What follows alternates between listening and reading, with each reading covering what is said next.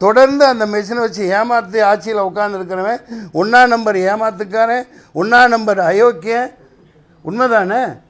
நீங்கள் மக்கள் ஒன்றும் இல்லைவா பேப்பரில் நடத்து, நாளைக்கே நடத்தி பாரு. அப்போ இவ்வளோ அடக்குமுறைகள் இருக்குமா?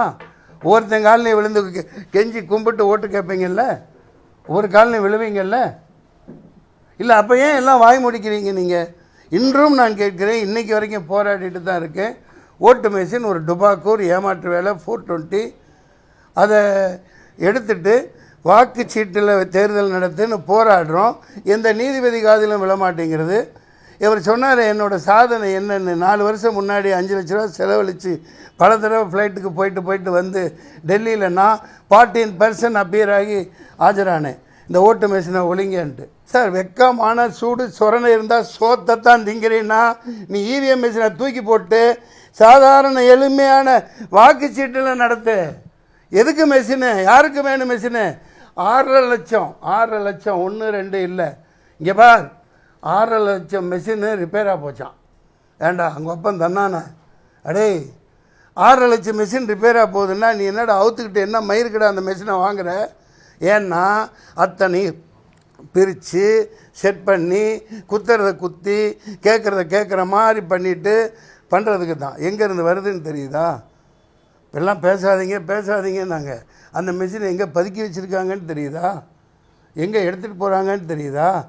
20 லட்சம் மிஷின் அச்சடித்து வச்சுருக்கான், வெளியில் இருக்குங்கிறான். நிற்க வச்சு நாளைக்கு வராரு கேளுங்களேன், கையை ஆட்டிக்கிட்டு வராருல்ல.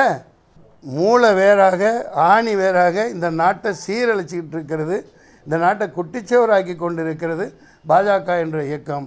அதை நான் வேரடி மண்ணோடும் எடுத்து வீசுவதற்காக நாங்கள் ஆயத்தமாகிவிட்டோம். தப்பு பண்ணியிருக்காங்களா இல்லையா? வந்தால் வரட்டும், இடி வரட்டும், விடி வரட்டும். இந்த விடின்னு ஒரு வரும் தெரியுமா? அந்த காலத்தில் இந்த பொம்பளைங்கள்கிட்ட போனால் தப்பாக போட்டுறாதீங்கப்பா, ஆம்பளை மேலேயும் தப்பு இருக்குது. அந்த மாதிரி வீடி வந்து போய் அங்கங்கே அரின்னு அரிச்சிக்கிட்டு 2 வைக்க அரிச்சிக்கிட்டு இப்படியே டாக்டர்கிட்ட ஓடுவான். அவர் அது என்னமோ சேவபால், என்னது சைபால், அது ஒரு டப்பியை வாங்கி யூஸ் பண்ணுறவன் இருக்கான். அந்த கையிலேயே போட்டு பரோட்டா மாஸ்டர் இருக்கான், ரோடு போடுவான். அந்த மாதிரி பல இதுக்கு அந்த காலத்தில் வீடி வந்தது, இந்த காலத்தில் ஈடி வருது. அதேவர்கள் ஆயுதத்தில் ஒன்று. என் ஆஃபீஸுக்கு வந்தால் என் கக்கூசு பாத்ரூம்லாம் க்ளீன் பண்ணிட்டு தான் போகணும். ஏன்னா என் ஆஃபீஸு 20 வருஷமாக எப்படி இருக்குன்னு உங்களுக்கு தெரியும், நான் என்ன நிலையில் இருக்கேன்னு தெரியும். சம்பாரிச்சதெல்லாம் கஷ்டப்பட்டு சம்பாரிச்சது. ஈடி வரணும். வந்தால் எனக்கு நிறையப்பா ஞாபகப்படுத்துகிறேன், 4 கோடி நாசமாக போச்சுப்பா. நல்ல படம் நான் எடுத்து தயாரித்த அற்புதமான அருமையான படம் இந்த சரக்கு தான். அதை இவர்கள் வெளியிட விடாமல் தடுத்து விட்டார்கள்.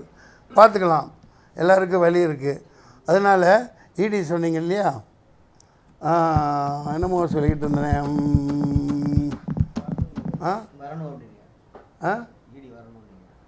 வீடி வரணும் கூடப்பா. நீ பாரு ஈடி வரணும்ப்பா, நீ வேற. அவன் மறந்து போயிருக்கிறான், தப்பு பண்ணாமே வீடி வர சொல்கிறேன். நில்லுங்க ஈடி. ஆகா ஆமாம், ஈடி வந்து அனுப்புகிறாங்க, அப்புறம் நீதிபதிகளை கிளப்பி விட்றாங்க. சும்மா இருக்கிறவனே அந்த கேஸ் கொண்டா, அவன் எப்படி ஜெயிச்சான்னு பார், அது மறுபடியும் கொண்டா. இந்த எலெக்ஷனுக்கு ஏதாவது இவிஎம் மெஷினுக்கு ஏதாவது பண்ண மாட்டேங்கிறீங்களே? எல்லாத்துக்கும் ஒரு சட்டம் தானே, இப்போ இருந்தாவது பண்ணுங்கப்பா. செய்திகளை உடனுக்குடனும் துல்லியமாகவும் தெரிந்து கொள்ள சப்ஸ்கிரைப் பண்ணுங்க.